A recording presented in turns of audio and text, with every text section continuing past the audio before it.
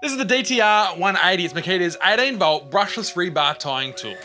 Now this tool can tie rebar fast, in under a second, and it's got 6 stages of adjustable tension. So I can pull the bar together really tight and hold it steady while you pour, or you can back it right off when you're tying the hose for an in-floor heating system. Capacity is great too. In one crack you can tie 4 pieces of D13 bar. More than just the speed and the capacity, what makes this tool a worthwhile investment is that tying wire day in, day out manually has an impact on your hands, arms, and back. With a tool like this one, you near eliminate that risk. Reloading the wire is super easy, it's done in seconds and you can keep on tying. You'll get 120 ties of a single spool of wire, over 5,000 ties of a single 6 amp hour battery. The wire and the mechanism's all housed in an enclosure. It keeps out the dust and the debris. And it's got 2 modes of operation. You can put it in single fire mode, so you have to pull the trigger every time, or continuous mode, so you can hold down that trigger and fire away.